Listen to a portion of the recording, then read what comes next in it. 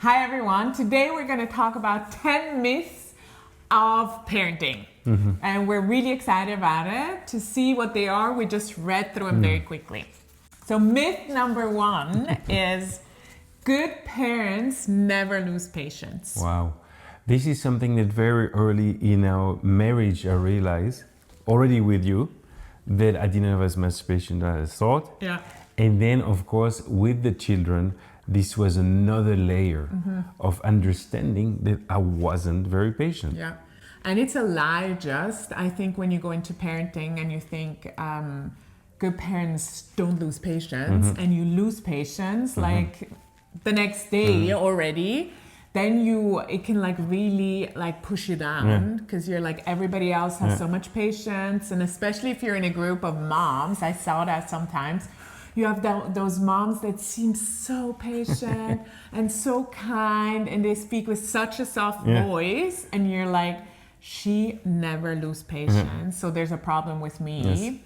But it's not the truth. We've done parenting classes for over 15 years continuously, and even me, I'm surprised every time when that soft-spoken mom like opens up the conversation about, do you guys also sometimes raise your voice because it's so hard for me? And all of us just like, we melt down. Yeah, and we're like, okay, we're not the only ones. Losing patience was, is a problem, but I think what the answer was more important. What do you do with this? Yeah.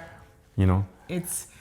It's growing for us because it's not about then just saying like that's the way it is, it's very intense, but like knowing that patience is something that we grow into, that we also have to, like for me that was a very important point, that I need to change my everyday life, that I have margin, that I can be patient. Yes. And for me it was moving from the situation and also have more time.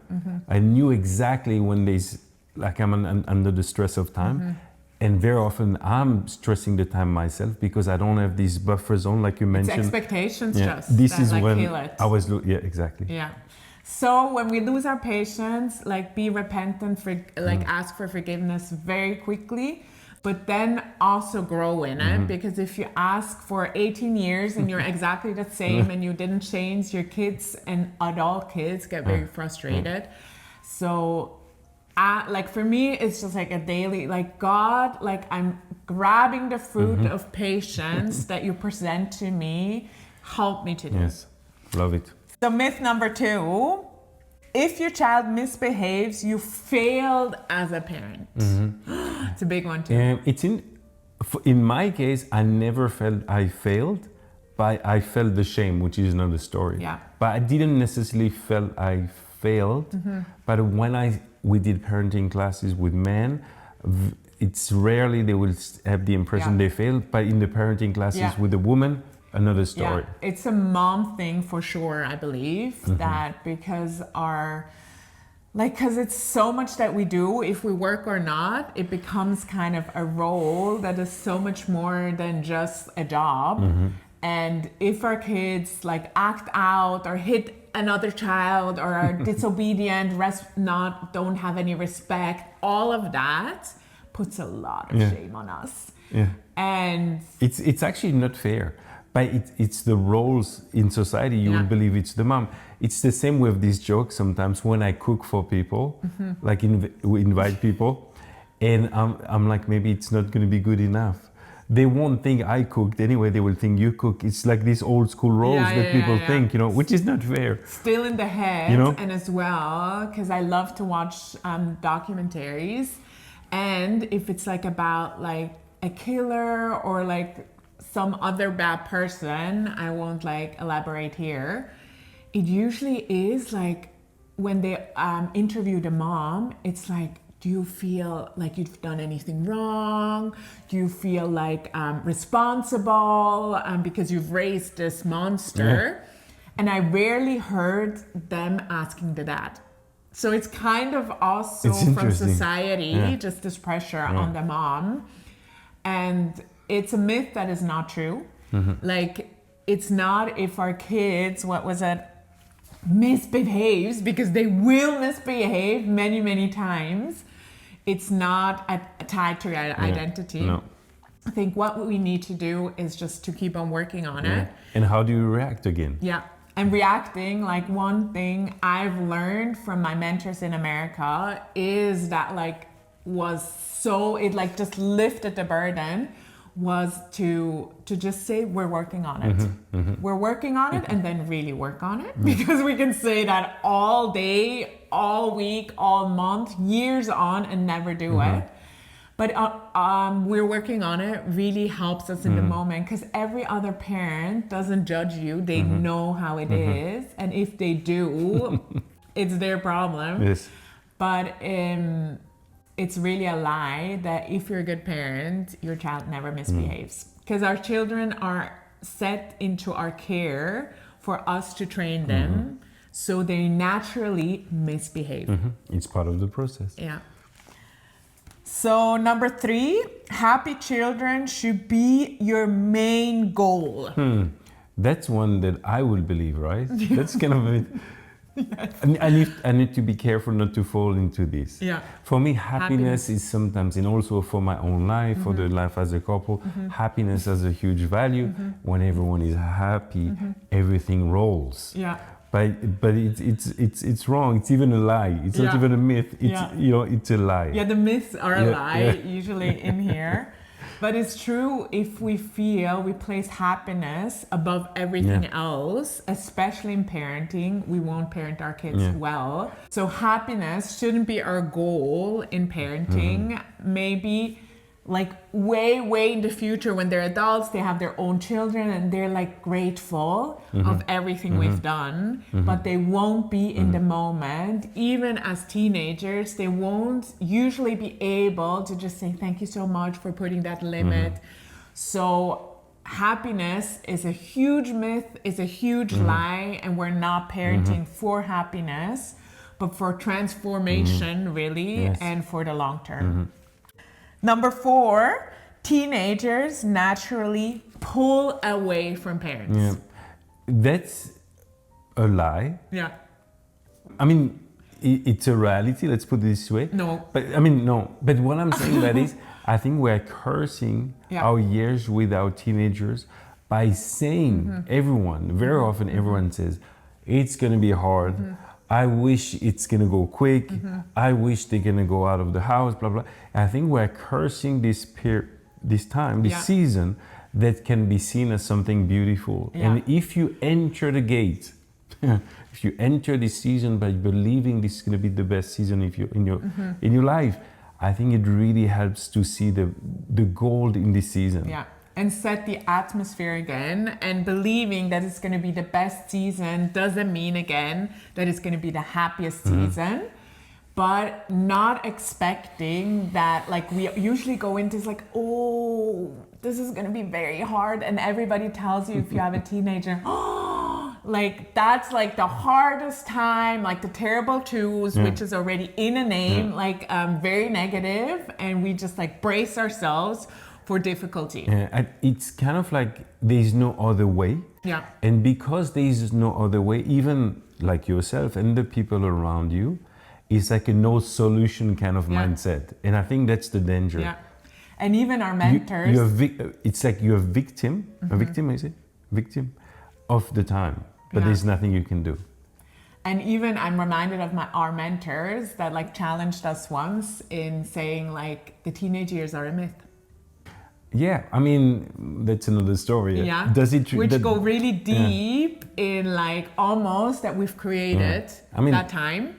I mean, if at age 12 or 13 you will be working with dads in the field like back in the days, I think this time will be a lot less long. You know, that's another story. That's interesting. But as a society, we can as well shape a phase like that, or like just like how it should be or how we expect it to be. And then for sure, because of all the hormonal changes, and there's still a lot of changes in adolescences, that they also fall into that role. They're like, okay, I'm disobedient, I'm difficult, I don't talk to you anymore, it feels right for me, so I'll go that road. And also on the receiver side, as a teenager myself, I expected that it's going to be hard years. Maybe we're going to be disconnected to each other. You hear this all the time. Yeah. Instead of, I would have loved if my father would have gone, or a group of fathers, and say, hey, we're going to take you through this time. And this ministry is doing this. It's beautiful. We did it with the Father Son Week and stuff like this, but really believing it's going to be a season of change, of course, in your body and all this, but also a time to prepare you to be a man. Yeah. And this is something we don't hear very often. Yeah, so it's like really in our hands too as parents and how we talk about it. And for sure, like we need this connection before they're teenagers. We can't just say, okay, I'm not believing they're disconnecting anymore, but you haven't invested anything prior.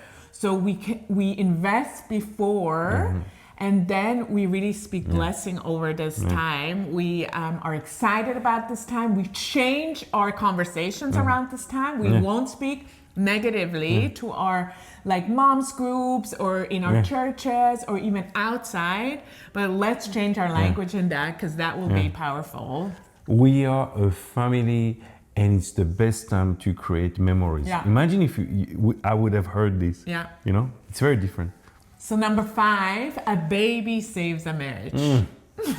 Wow. That's holding on. Like I think a lot of us don't believe it, but still there's a kind of, like I still hear stories where they're like, we had another baby because it was very rough in our marriage, and we thought maybe this will bring us closer together.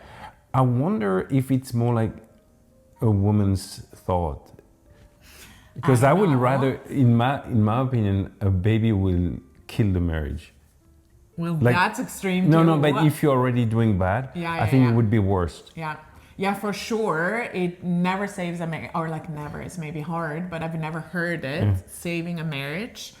And because a child is not like a glue, or it won't magically like get you together, because there's so much tension and so much training, and there needs to be so much unity between you as a couple, that it maybe in the beginning it's romantic, but then as soon as it gets in the training phase, it can really like drift you apart again. So not the truth. Number 6, more activities make kids more successful. That's one we see in a lot of countries, where we sign up our kids for everything, for tennis, for chess, for basketball, for Chinese. And it's a kind of a trend that we think the more we sign them up for, the more intelligent our kids become, and then the more successful we are because we have successful kids. Or it could also be that we need to park our kids in places because we don't want to invest too much time with them. I think like what we said early on is that we're going to teach our kids everything we can ourselves, because that creates connection, and we spend time with our kids instead of like pushing them away. But we can't teach them Chinese. So what about like all the activities they could be doing? There was a dilemma that was, I think, a good dilemma in our family. There's family days that are just for us. So it was kind of a no-go to do activities on those days. And I think this helped. But you also have to be wise. If your child is like he's going to be the next Ronaldo in sport. But for example, in our case, we believe there's some days and sometimes it's for us. This helps us to choose to a certain extent. And just to be mindful of the schedule of your family. Are you just pulled in different direction and you're just in the car driving your kids around? Are you still able to do family time? Like I knew of a family that all their girls did volleyball, but it wasn't at the same time because they were different age groups, and they stopped for 1 year. Because they were saying it was way too much for the entire family. They weren't connected as a family anymore. They didn't have time, because then you have like games. It's not just the training, it's the games, and you probably know what I'm talking about. So even just to take those courageous decisions sometimes, maybe just for a year, to stop and rethink about your decisions you made. Also for the kids to pray about it. Is this still what we need to do? Or is there something we need to change? Love it. Number 7, a strong-willed child is a bad child. I definitely thought this Yeah. before I had children. Yeah. You know, you remember me? And we don't have really a strong-willed child either. No, but when I would go to parents and there was one of those, Yeah. I was like, oh no, Yeah. I don't like that child. And it's interesting because Which is very sad. yeah, Huh? and Shamara said you need to change Yeah. because the child can feel it. And I had to train myself to love on purpose those children. And this is when you see the gold. Yeah. I think it's interesting because those strong-willed child, when they're small, they can be very annoying, depending on your character, at least for me. But some of those children now, 20 years later, we see them and you can see this strong-willedness that has been parented. Yeah. It's also beautiful. I mean, It it is is a beautiful. gift. It is a still learning. It is a gift because all of our children come with like the positive side and the negative side, which is our opportunity as a parent to steward and to train. So a strong-willed child has the opportunity to learn a lot of things, but that child is going to be an amazing leader if he's learned patience, like kindness, just all of that in their home. And that's the truth. I've mentored a lot of moms with strong-willed children that were very tired and felt from society just like the disgust of like, get your kid under control. He's loud. Yeah. He bites everyone. Yeah, just a judgment and to see the gold in your child in that too, in a society that praises having girls that are quiet. Because that's another thing. Nowadays, you hear a lot of, I want girls because they're cute and quiet. We don't want those rough boys anymore, but we need those rough boys. The society needs them, and we need those moms to see that the gold that God put in them and just like to raise it up, moms and dads, to raise a generation of strong leaders I love it. that are that have been transformed by the love of God. Love it. So if you have a child like that, like God has placed them strategically in your family, and He gave you all the tools and is continuously giving you the tools. Even if you're tired, ask Him every day for the wisdom you need to parent them. And to be fair with you, if you have a child that is exactly the contrary, it's not easy. It's not easier. There's always challenges, and we all need God's wisdom and His guidance for all of our children, or else we can't do it. Number 8, parents must control everything to keep their children safe.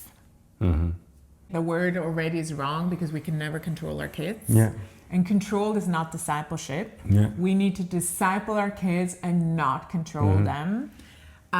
So that's a lie and something we shouldn't follow, because we quickly will find we don't have everything under control, and our kids will quickly, and teenagers will quickly be frustrated with us trying to control every move of them instead of training them in the ways they should go, and teaching them and letting them make the mistakes too, in the phases they're in. In our story, they are like soon going to leave the house in the next couple of years, and I sense this is something I have to work on for me, and this is why it's important to do it before, so when they leave, you don't panic.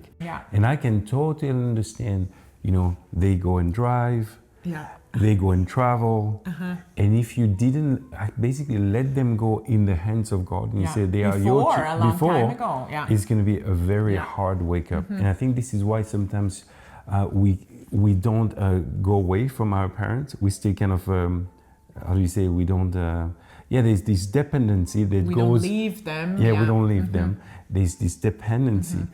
Even when we get married and we see how difficult it can be. It hurts the marriage and the parenting, like as a father and mother afterward too.